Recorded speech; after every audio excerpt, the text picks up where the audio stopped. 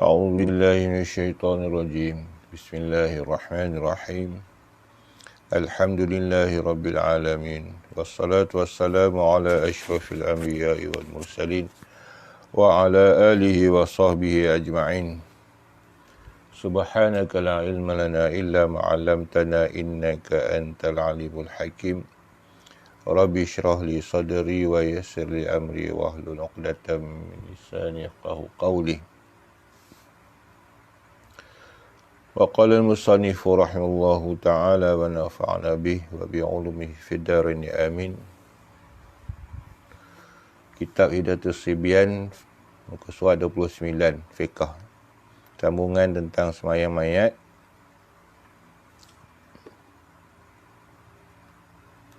Lapan baris daripada bawah. Baik, sambungannya dengan inilah lafaz niatnya. Masuk situ, inilah lafaz niatnya, baris yang ke-8 daripada bawah. Usalli ala hadzal maiti arba'a takbirat fardal kifayah lillahi ta'ala. Sahaja aku sembahyang atas mayat ini 4 takbir, fardu kifayah kerana Allah Ta'ala. Cuma niat tu arba'at takbirat itu sunat lah. Kalau disebut fardu usalli ala hal mayyit, ya fardu kifayah pun dah cukup lah. Okey. Itulah sembahyang mayat dengan kita takbiratul ihram, niat aku sembahyang atas ini mayat. Sah lah. Aku sembahyang atas ini mayat, sudah menjadi sah. Jadi sebab tu sembahyang mayat ni tidak ada alasan kita kata oh tak reti buat. Baik. Dan wajib bagi makmum niat mengikut imam lah kalau dia ikut imam, atau berniat berjemaah dengan imam. Tu apa maksud tu? Maksudnya kalau disebut makmuman pun sah, disebut aku ikut imam pun sah. Allahu Akbar, dia kata aku sembahyang mayat. Ya, dalam hati dia ingat, ni aku ikut imam sekali. Sah lah. Itulah niat. Okey, rukun yang kedua. Dah, pertama. Berdiri betul bagi yang kuasa. Makna sembahyang mayat wajib berdirilah. Yang kuasa berdiri. Tapi kalau sembahyang sunat, dia walaupun dia taraf sembahyang sunat, tapi dia bukan sembahyang sunat. Dia tetap juga fardu kifayah. Maka dia kena berdiri. Sembahyang sunat boleh duduk. Okey. Jika yang sembahyang kanak-kanak dan perempuan sekalipun, kenapa dikaitkan sembahyang kanak-kanak dan perempuan? Dia kata kalau sembahyang mayat tu berdiri wajib, termasuk lelaki dan perempuan, termasuk kanak-kanak dan perempuan. Kerana dia nak bezakan, kalau lelaki yang sembahyang hukumnya fardu kifayah. Kalau kanak-kanak dia jatuh sunat. Kalau perempuan pun sembahyang mayat jatuhnya sunat. Jadi takut nanti orang hukumkan oleh kerana kanak-kanak dan perempuan tu sunat, maka bolehlah sembahyang duduk. Sebab sembahyang sunat boleh duduk. Takut orang kias ke situ. Tak. Walaupun dia tu tarafnya sembahyang sunat bagi kanak-kanak dan perempuan, tetap juga wajib berdiri. Tetap juga wajib berdiri.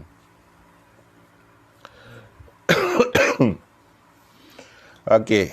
Rukun yang ketiganya.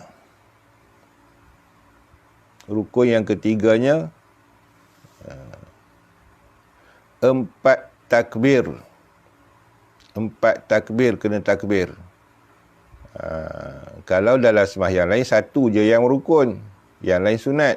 Dalam sembahyang mayat keempat-empat tu adalah rukun. Dan sunat angkat 2 tangan padanya. Pada apa? Pada takbir sembahyang tu. seperti yang diangkat pada takbiratul ihram juga. Cara angkat tangan tu macam mana? Macam mana angkat tangan takbiratul ihram? Allahu Akbar. Itu baca Fatihah, Allahu Akbar. Kemudian selawat, angkat lagi Allahu Akbar. Baca doa. Kemudian angkat 3 lah kan. Allahu Akbar. Dia masuk takbiratul ihram tu. Takbiratul ihram, kemudian Fatihah, lepas Fatihah takbir lagi, kemudian selawat, kemudian takbir lagi sekali, kemudian doa, takbir lagi sekali lagi. Habis 4. Kemudian lepas takbir keempat tu, sunat pula membaca doa, kemudian bagi salam. Cukup senang. Okey. Dan jika melebih ia daripada 4 takbir, dia macam rakaat lah. 4 rakaat tambah 1, jadi macam mana?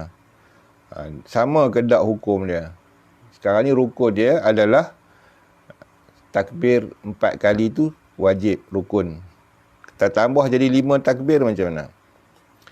Dia kata jika melebih ia daripada 4 takbir, dia buat 5 takbir, jika dengan sengaja sekalipun, maka tiada batal sembahyangnya. Okey, berhenti. Tak batal sembahyang dia. Apa alasan? Kenapa pula tambah rakaat jadi batal? Tambah takbir dalam sembahyang mayat tak batal. Macam mana ulama boleh hukum gitu? Okey. Tambah rakaat, 4 rakaat tambah jadi 5 rakaat, batal. Tambah takbir dalam sembahyang mayat, 4 jadi 5 tak batal. Kenapa dia tak batal? Okey. Kerana takbir tu rukun qauli. Rukun qauli kalau ditambah dia tak batal. Dia buat rukun qauli. Yang batalnya tambah rukun fi'li. Cantik. Menung. Rukun fi'li kalau ditambah batal. Rukun qauli kalau ditambah, dia tak batal. Sebab tu dia kata walaupun sengaja dia tambah. Tapi bukanlah sunat pula dapat pahala tambah. Tak dapat lah. Kalau alasannya bermain-main, batal. Semayang tak boleh main-main. Ini pada hukum dasar lah. Okey.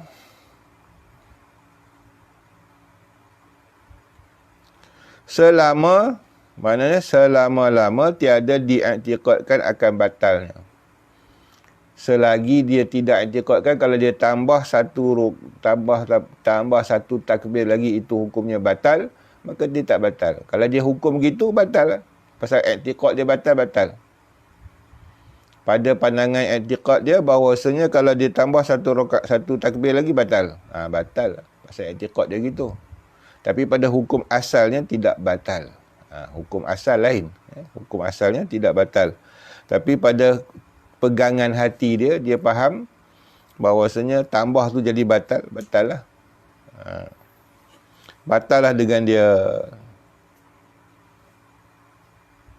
Dan tiada membawa kepada berturut-turut angkat 2 tangan. Apa maksud? Dia kalau dia tambah takbir semayang mayat tu, dengan berkali-kali, dia tambah lebih, kemudian bergerak lebih berkali-kali, maka bergerak lebih pada 3 kali, maka batal. Sebab angkat yang kelima itu bukan sunat. Dia kira perbuatan ajnabi. Jadi misalnya dia takbir Allahu Akbar. Allahu Akbar 2 kali. Allahu Akbar 3 kali. Allahu Akbar 4 kali dah, habis dah. Kemudian dia tambah Allahu Akbar. Dia angkat kepala, dia angkat 2 tangan tu. Jadi Allahu Akbar. Yang kelima tu dia buat gitu. Bila dia buat gitu, dua dikira bergerak 3 kali berturut-turut. Sebab apa? Bergerak 3 kali berturut-turut, batal semayang. Sebab perbuatan angkat tangan tu tak sunat, tak juga wajib, tak juga sunat, dan bergerak kepala pun bukan wajib, bukan sunat. Batal lah. Tu dia nak cerita situ. Mana dia nak ceritakan takbir yang kelima tu tidak ada faedahnya. Walaupun tak batal sembahyang. Jadi kalau benda tak faedah, dia bergerak 3 kali berturut-turut, hukumnya batal terus sembahyang mayatnya.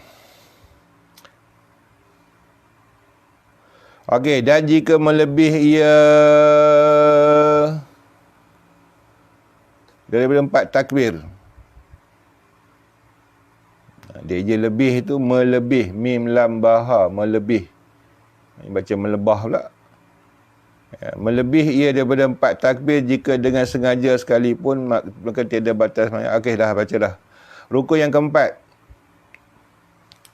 membaca Fatihah, dan afdalnya dibacakan dia kemudian daripada takbir yang pertama. Maknanya apa tu? Fatihah tu wajib dalam sembahyang mayat, tapi dia boleh baca di mana-mana. Okey, sama ada dia baca pada takbir pertama, atau dia baca pada takbir yang kedua, atau dia baca pada takbir yang ketiga, atau yang keempat. Okey. Tetapi dan harus, maknanya kata tak wajib dia baca, dia wajib membaca di mana-mana tu. Fahamnya? Dan harus dibacakan dia pada takbir yang kedua, dan yang ketiga, dan yang keempat. Dia tulis pun. Dan tiada wajib tertib antaranya dan antara zikir yang pada takbir itu, melainkan pada salam. Maka iaitu wajib tertib antaranya dan antara Fatihah. Apa maksudnya? Tiada wajib tertib antaranya dan antara zikir yang pada segala takbir itu. Berhenti sekejap. Berhenti situ dulu. Tak terang situ. Tiada wajib tertib antaranya, yakni antara Fatihah dan antara zikir. Okey. Kita sebut dulu. Takbir pertama, Allahu Akbar, takbirul ihram. Aku sembahyang mayat. Kemudian kita baca Fatihah sepatutnya. Tapi dia tak baca Fatihah kat situ. Kemudian dia takbir yang kedua, Allahu Akbar. Selepas takbir yang kedua, kita baca selawat. Okey, nak baca, dia tadi dah tak baca Fatihah. Dia kena baca Fatihah lah situ. Atau dia pilih untuk tempat yang ketiga atau keempat. Ya. Okey, kalau dia nak baca Fatihah kat situ, dia selawat dulu ke Fatihah dulu? Dia terpulang. Sebab tak dituntut situ. Ya. Tiada wajib tertib, dia kata. Jadi dia boleh pilih nak baca Fatihah ke atau baca selawat. Selawat dulu. Atau Fatihah dulu. Okey. Ya. Boleh faham? Faham? Yang tak boleh ubah selawat tu. Selawat, doa, dia tak boleh ubah tempat dia. Fatihah dia boleh ubah. Tu pelik. Dia boleh baca Fatihah dulu atau selawat dulu, baru dia takbir yang ketiga. Dan rukun kelimanya selawat atas Nabi sallallahu alaihi wasallam, kemudian daripada takbir yang kedua sekurang-kurangnya Allahumma salli ala sayyidina Muhammad. Mudah ya. Selawat dia bukan panjang pun. Jadi kalau kita kata alasan apa orang yang tak nak sembahyang mayat ni. Orang bagi sembahyang dia tak tahu nak sembahyang. Selawat pun dia bukan suruh salat panjang. Dan terlebih akmal yang sempurnanya iaitu selawat Ibrahimiyah yang dibacakan dia pada tahiyat akhir. Sampai innaka hamidum majid lah. Rukun yang keenamnya, doa bagi mayat. Kemudian daripada takbir ketiga. Itu ikut tertib tu. Dan disyaratkan padanya itu doa yang bangsa akhirat. Dan ditentukan dia bagi mayat. Dia tak boleh orang umum lah. yang kita semayang atasnya sekurang-kurang doanya Allahumma ighfir lahu. Atau Allahumma arhamhu. Boleh. Dan atau yang sempurnanya, yang akmalnya, Allahumma ighfir lahu warhamhu wa'afihi wa'fu anhu wa karim nuzulahu wa wasi' madakhalahu. Takkan tak tahu ni banyak orang copy paste yang ni dalam bila ada orang meninggal je buat keluar tempek doa ni. Sekarang ni duk tempek kat WhatsApp lah, dekat apa Facebook lah. Allahumma ighfir lahu warhamhu wa'afihi wa'fu anhu wa karim nuzulahu wa wasi' madakhalahu waghsilhu bil ma'i wasalji wal barad wa naqihi minal khataya kama yunqis thawbul abyadu minad danas abdilhu daran khairan min darihi wa ahlan khairan min ahlihi wa zawjan khairan min zawjihi wa idkhilhu jannata wa a'idhu min azabil qabr wa min fitnatihi min azabin nar. Dan rukun yang ketujuhnya memberi salam, iaitu tertentu ia kemudian daripada takbir akhir. Dan sunat dibaca dahulu daripada salamnya, Allahumma tahrimna ajrahu wa la taftinna ba'dahu waghfir lana wa lahu wa li ikhwanil ladzina sabaquna bil iman wa la taj'al fi qulubina ghillal ladzina amanu rabbana innaka ra'ufur rahim. Okey, habislah sembahyang mayat situ.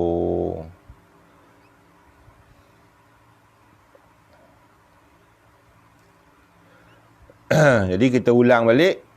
Pertama, takbiratul ihram, Allahu Akbar, dalam hati niat aku semayang atas ini mayat. Dah, tak sebut 4 takbir. Allahu Akbar. Tidak ada doa iftitah. Doa mayat tak ada doa iftitah. Bismillahirrahmanirrahim. Alhamdulillahirrahmanirrahim. Sampai waladhdallin. Takbir balik. Allahu Akbar. Takbir tu takbir rukun lah. Takbir, baca selawat. Allahumma salli ala Muhammad. Tu paling-paling bodoh lah kalau kita malas nak buat. Ya, Allahumma salli ala Muhammad. Allahu Akbar, takbir. Allahumma ighfir lahu. Dia tak hafal. Allahumma ighfir lahu. Ya, takkan tak boleh nak hafal Allahumma ighfir lahu. Ya. Allahu Akbar, tak ingat doa yang akhir, tak payah baca sebab sunat. Allahumma tahrim tu sunat. Kemudian bagi salam. Assalamualaikum warahmatullahi wabarakatuh. Assalamualaikum. Habis. Itu semayang mayat. Yang orang tak nak semayang tu. Yang duduk bersanggup, duduk bawah pokok apa tu. Kesusah mana pun. Tapi yang panjang-panjang tu dia bagi yang sunat sekali lah. Adakah sunat berdoa selepas sembahyang mayat? Tidak ada nas, tidak ada warid bahawasanya sunat berdoa selepas sembahyang mayat. Tetapi dia menjadi adat. Jadi adat pada negara kita, lepas sembahyang mayat berdoa pada si mayat, kerana nak mengambil manfaat ramai orang pada sembahyang mayat. Di kubur karang orang tak ramai. Selalunya begitu. Ya, jadi manfaatnya dah ambil doa. Dia kata doa dalam sembahyang. Ya, doa dalam sembahyang satu. Kemudian doa terakhir. Jadi sebab tu ulama ambil berdoa selepas sembahyang mayat diamalkan. Jadi jangan panjang-panjangkan sebab jadi makruh. Sebenarnya makruh dipanjang-panjangkan doa selepas mayat tu tak boleh.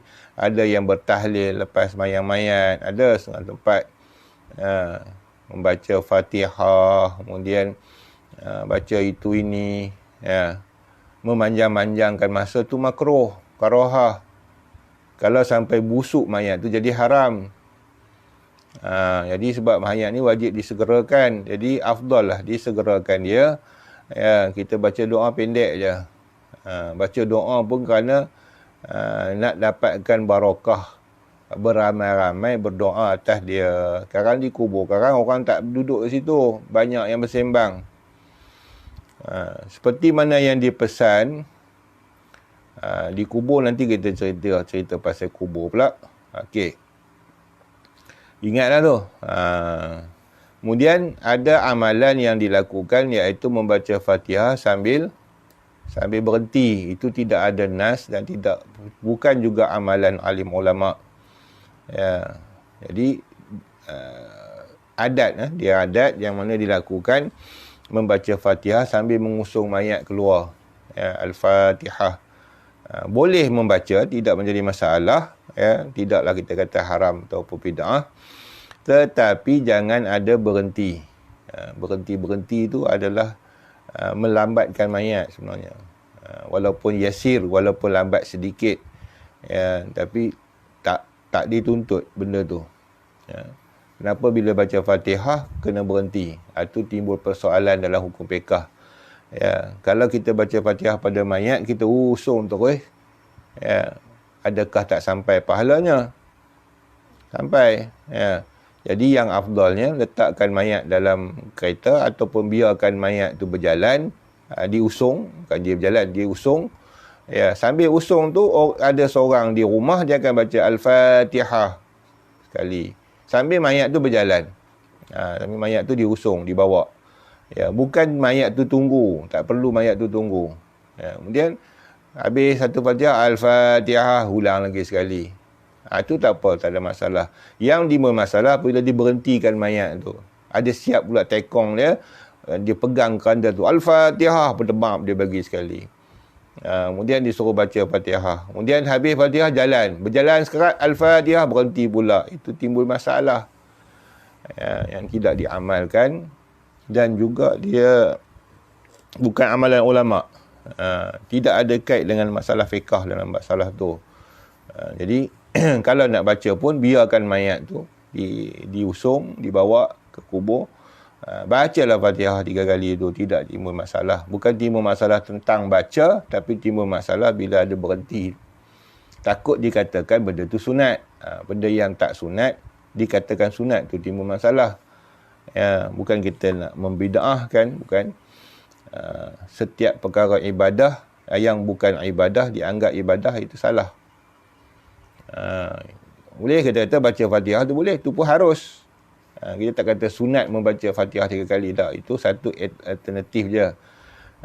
Supaya kalau kita kata kenapa tak baca masa lain. Masa lain dah sibuk. Masa mayat nak pergi itulah last bagi kat dia. Okey. Habis masuk bab tanam. Kita perhabis sampai bab tanam. Bermula sekurang-kurang tanam. Tak ada masalah tanam bagi orang kubur tanam. Itu masalah lah. Ni kalau kita berlaku kita sendiri, nak tanam macam mana? Sekurang-kurang tanam akan dia dalam satu lubang yang menegah, ia akan zohir bau. Zohir tu makna keluar. Ya, boleh. Zohir tu makna keluar. Bau pecah-pecah mayat. Bau pecah-pecah mayat, makna bau busuk mayat lah. Jadi kalau bolehnya tanam tu dia tidak ada had tertentu berapa kaki, tetapi sekurang-kurang korek sehingga kalau kita anggarkan ditanam dia tu, lubang tu, bau dalam lubang tu tak keluar. Maka untuk meletakkan hadnya, maka setengah orang kata 7 kaki. Ada kata 6 kaki. Ada kata seperanjongan. Seperanjongan ni berdiri tegak, kemudian angkat tangan gitu. Itu seperanjang. Seperanjang ke seperanjung, tak tahulah. Itulah dalam kubur tu. Itu ukuran lah. Tapi kalau ikut dia punya asas, jangan sampai berbau je keluar. Itu cukup dah. Ini berlaku kena faham lah. Jangan mesti menganggapkan 7. Sebab berlaku kita pernah menanamkan mayat. Waktu hujan, waktu tu sebelum tu hujan. Jadi bila hujan tanah tu basah, bila dikorek, dia dalam sikit, korek dalam sikit, dia rebak, dia jatuh tebing kubur tu. Jadi dia jadi cangkat balik. Korek dia cangkat balik. Cangkat balik. Jadi tanya, Ustaz boleh ke? Boleh dah tu, 5 kaki dah boleh dah. Dah tutup sebab dia basah pula, dia tak akan berbau lah. Dia mana tak semestinya 6 kaki, tak semestinya 7 kaki. Ya, cukup untuk menutup mayat tu, jangan bagi berbau. Dan menegah ia akan dibongkar oleh binatang buas. Kalau ada beruang ke, ada rimau ke yang boleh membongkar kubur tu, dia tak boleh bongkar sebab dah kejap situ. Bermula yang akmalnya iaitu diluaskan akan kuburnya dan dalamnya akan dia kadar seperanjongan. Sepertilah seperanjongan. Kadar seperanjongan maknanya kalau gitu. Ni seperanjongan lebar dia. Kalau lebar gitu. Kemudian tinggi dia sampai tangan boleh angkat. Berdirilah. Bukan duduk. Okey. Dan berliang lahat. Sunatnya berliang lahat. Liang lahat tu sunat. Sunat baginda. Liang lahat itu afdal daripada syak. Liang lahat dengan syak tak sama. Jika keras bumi itu. Kalau tanah tu tanah keras macam belah utara. Belah utara, belah Kedah kebanyakannya tanahnya keras. Maka afdalnya dibuat lahat. Lahat ni macam ni. Dia buat korek lubang. Korek lubang, dah ada satu lubang itu. Lubang kita buat contoh, lubang itu. Kemudian dia tebuk pula tepi tu. Sekarang dah ada YouTube dah boleh tengok. Dia tebuk satu lubang tepi macam parit gitu. Macam almari lah. Bubuh mayat celah tu. Kemudian tutup dengan papan. Dah tutup dengan papan, tanah yang kosong tadi ni benam je. Jadi dia korek tu untuk buat lahat je. Sebab dia lebih kemas, lebih kejap. Berbanding dengan kita buat syak. Syak tu dia boleh korek lagi. Yang tu sebab dia kejap daripada asal. Dia kemas lah. Tapi tanah syarat dia tanah yang keras lah. Tanah lembut tak boleh. Nanti dia jereluih orang panggil. Terpelus. Okey, kalau yang syak dan jika gembur, ia maka afdal syak daripada lahat. Sebab dia akan runtuh. Yang kita buat sekarang ni syak pun tidak, lahat pun tidak. Sebab syak ni dia korek lubang macam kita tengok lubang kubur tu, kemudian dia korek satu lubang lagi macam parit. Kemudian bubur mayat dekat lubang tu, kemudian baru tutup dengan papan, tak pakai keranda. Kemudian baru ditimbunkan tanah. Sekarang ni dah tak buat dah macam tu, orang pakai keranda, dia benam dengan keranda-keranda sekali. Nak mudah. Tak buat syak dah. Syak pun tak buat, lahat pun tak buat dah. Kecuali setengah tempat lah buat lahat. Maka liang lahat itu iaitu digali di bawah rusuk kubur yang pada pihak kiblat kadar luas baring mayat di dalamnya. Dan syak itu iaitu digali pada pertengahan kubur seperti parit kadar luas baring mayat dalamnya juga. Dan wajib dibaringkan mayat itu dalam keduanya. Dibaringkan. Bukan ditelentangkan. Wajib mayat tak boleh ditelentangkan. Tak dibaringkan. Orang yang tanamkan timbul masalah sekarang ni. Banyak NGO yang tolong ataupun bekerja untuk tanam orang COVID ni berlaku juga setengah kes sampai kita orang tanya dalam masalah tu. Masalah tak menghadap kiblat, masalah melentang. Sebab dia tak setengah tu dia buat urusan tu tak pernah buat urusan mayat. Tiba-tiba dengan COVID ni dia terpaksa buat urusan tu kerana nak membantu. Tak cukup kaki tangan hospital dan sebagainya. Ataupun kaki tangan hospital yang tak belajar bab ni, dia tahu pergi tanam je. Jadi terlupa atau terlampau letih sangat. Jadi timbul masalah tanamnya tak menghadap kiblat. Tu masalah tu. Dia kena menghadap kiblat. Tu sekarang ni dibuat masuk dalam keranda siap-siap. Kemudian diletakkan dia seolah menghadap mengiring. Kemudian sekarang masuk dalam kubur terus je dia menghadap kiblat. Tak ada nak kena alih-alih apa semua dah. Sebab dah darurat sekarang ni.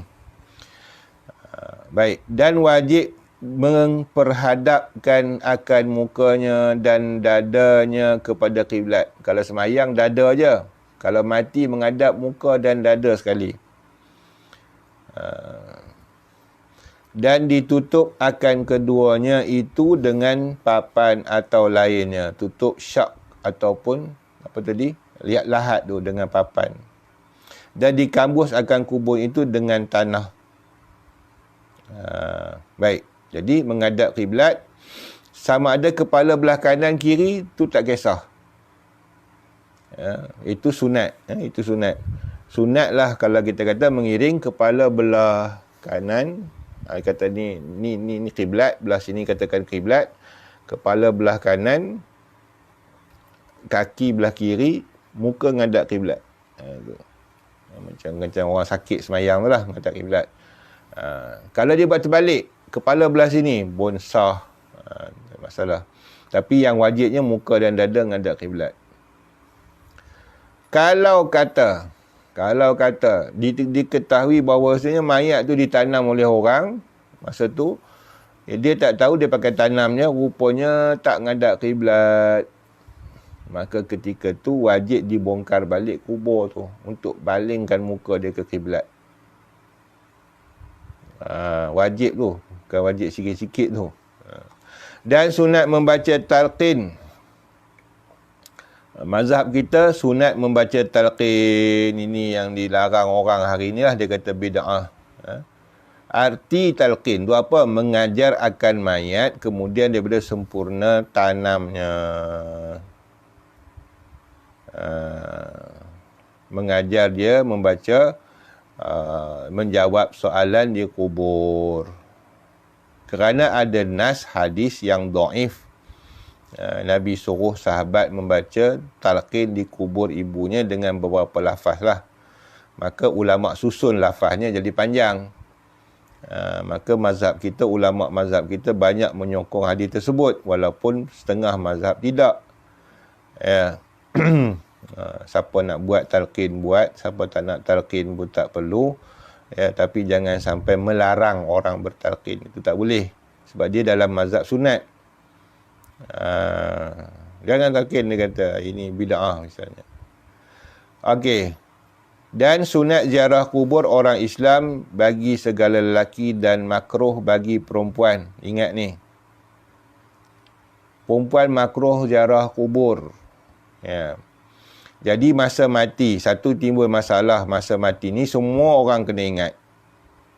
Masa meninggal dunia, kalau yang meninggal tu suami, isteri tak boleh pergi kubur sebab dia dalam iddah. Pergi kubur tu tak wajib, pergi kubur tu makruh pula bagi perempuan. Okey. Kemudian yang jadi style hari ni, ramai orang perempuan antara sedar dan tidak, bila orang nak masukkan mayat dalam kubur, dia tengok bapak dia tu masuk dalam kubur macam mana. Siapa yang suruh tengok tu? Ini sekarang ni zaman viral ni, semua nak digambarkan, semua nak masuk dalam memori, semua nak jadikan zikroyat, memori lah, zikroyat tu. Nak jadi kenangan. Jadi semua nak tengok bapak dia masuk dalam tu. Jadi timbul masalah.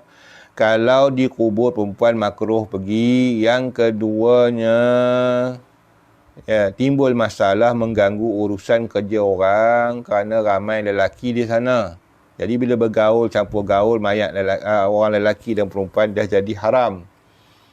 Perempuan tak dibenarkan. Jadi banyak dah ustaz-ustaz pesan dalam YouTube apa semua dalam masalah tu. Tolong ambil tahu. Ni banyak sangat masyarakat kita hari ni begitu buat kerja haram, dia tak sedar. Jadi sampai talqin orang pun nak dengar, orang baca talqin tak payah, orang perempuan tak payah dengar talqin. Duduklah di pondok tu. Jadi setengah tempat ada tempat perhimpunan, tempat pondok, jadi orang perempuan duduk situ dulu. Kecuali isteri si mati, dia tak boleh pergi sebab dia dalam keadaan iddah. Tahulah kenangan lah, kita kata nak tunggu ni lah, suami mati takkan tak boleh pergi, ni perasaan. Satu hukum perasaan, kita tak disuruh ikut perasaan. Perasaan sedih tetap sedih, mati tetap mati. Hukum tetap hukum.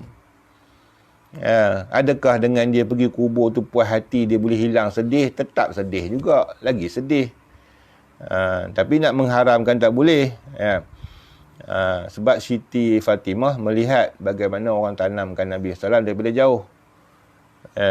Jadi daripada jauh tak ada masalah. Jadi duduk tempat jauh, biar orang lelaki buat settle masalah dia dulu, tanamkan mayat. Jangan tengok akan membawa sedih jadi makruh. Biar orang buat. Orang yang tak tahan sedih jangan tengok, tambah perempuan. Tak disuruh pun tengok macam mana mayat tu buat itu. Sehingga sebab Fatimah sendiri menangis apabila tengok orang tanam ayah dia. sampai jadi hadis menangis. Kan? Jadi duduk satu tempat dulu, tempat perempuan bawah pondok mana ke, dah habis dah orang lain balik, tok imam balik apa semua dah habis talqin, pergi nak baca surah apa, masa tu tunggu. Masa tu sunat tunggu, ya, untuk memberi bacaan-bacaan bagi lega mayat, duduk sejam. Sekurang-kurangnya sejam lah bagi keluarga yang tinggal tu, bacalah Yasin, bacalah surah apa, bacalah Inna Anzalna dan sebagainya. Ni kalut semua nak pergi, semua nak tengok. Ayah saya nak tengok, kan. Pergilah dengan kadang-kadang pakaian yang tak menutup aurat, kadang dengan kain bajunya dan terbuka. Dah makruh. Itu buat haram pula. Ya. Dan sunat memberi salam atas mereka itu dengan katanya assalamu ala ahli dar minal muslimin wa inna insyaallahu ta'ala bikum lahiqun. As'alullah lana wa lakumul afiyah. Dan sunat bagi kita yang hidup membanyak baca doa dan bersedekah dan berbagai-bagai kebajikan, hadiahkan pahalanya kepada segala mayat kerabat kita dulu, dan lainnya daripada segala muslimin, kerana sekalian mereka sangatlah berhajat kepada doa orang yang hidup. Demikianlah yang disebutkan dia dalam beberapa hadis Nabi sallallahu alaihi wasallam. Wallahu a'lam bissawab.